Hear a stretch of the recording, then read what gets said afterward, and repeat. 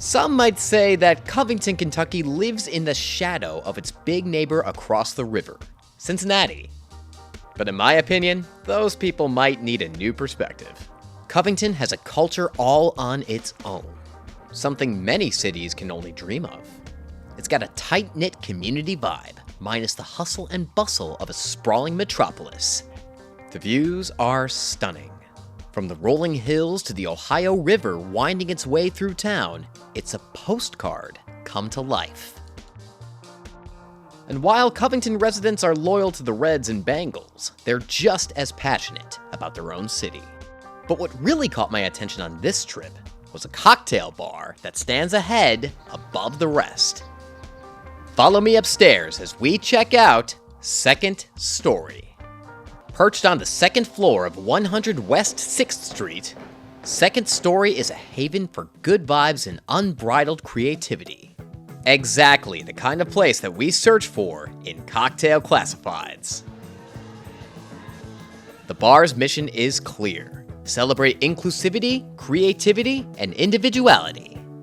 Erica Rutledge, the general manager, shares that the team draws inspiration from the psychedelic 1960s and the avant-garde art of 19th century France. A combo I didn't even know was possible, until I stepped inside.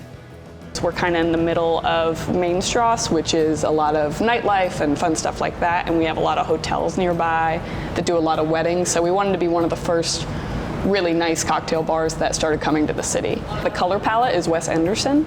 A lot of the books and a lot of the artwork is kind of stemmed from Edwardianism. So we have a lot of 70s, 60s like psychedelics featuring, and then on the patio we wanted to be a little bit closer to New Orleans.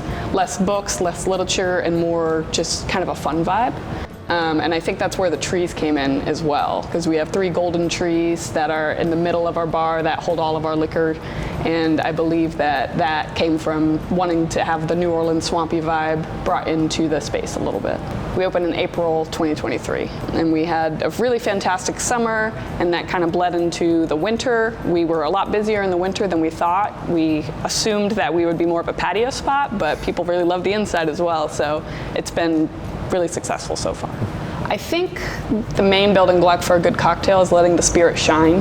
Rather than watering it down or trying to cover it up with some fruit syrup, I think seeing what is in the liquor and creating something more pleasurable to the palate while also something different that someone's never had before. This place is the polar opposite of an underground speakeasy, except for the killer drinks, of course. The space is welcoming and full of personality. But the real magic? The team. They treated me like an old friend and dazzled me with their out-of-box cocktails. 2 standouts would be the Paloma de Rosas, a vibrant twist on the classic, and the Private Eyes. My name's Jordon. I've been at Second Story for about 1.5 years now.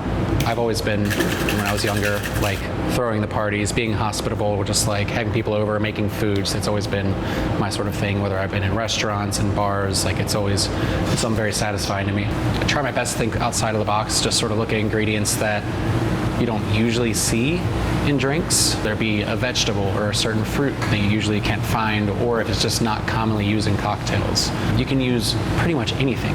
I've made a cocktail out of like sweet and sour sauce that I had for my Wendy's chicken nuggets. I also made a ketchup mojito.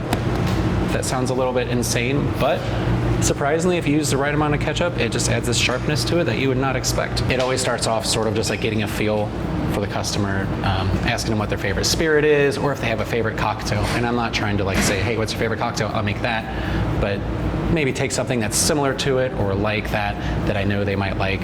And that's one of the most important things for bartending with me, is get people to experience things they've never experienced before. Jordon's creativity was on full display during our cocktail classified ad challenge. You'll never guess what he whipped up. A lot of restaurants I used to bartend in try to get as creative as possible, just using ingredients from the kitchen. I also really like using ingredients that I don't necessarily love, like on their own. For example, this one I use beets. It's a beet and carrot puree. I usually don't like beets at all. If there's like a small amount, I can handle them. But in this instance, I just like to make something to show people that they can like things they think they don't like, but maybe they do. It has a nice sweetness to it as well, so you don't have to use too much sugar in the drink. In addition to that, I used a rosemary simple syrup. We got some lemon juice in there as well, and a quarter ounce of some fresh ginger syrup just to add a little spice to it, and some drops of saline that again just enhances the flavor of everything in the drink. But it's refreshing, it's earthy, it's bright.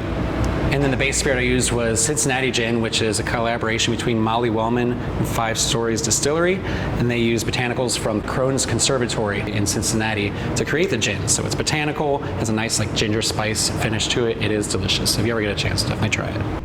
You know what you would call this? Beats me.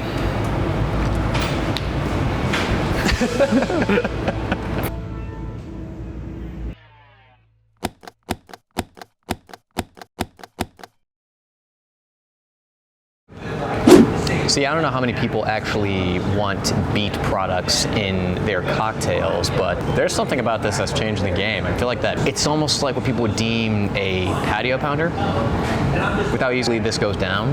Well, I think I might be finished with this by the time the episode's over. If you're in the Cincinnati area or just passing through, take my advice, hop across the river to Covington and pay a visit to Erica, Jordon, and the crew at Second Story. Whether you're here for the cocktails or the amazing vibes, you'll leave feeling like a part of the story that they're crafting. One drink at a time.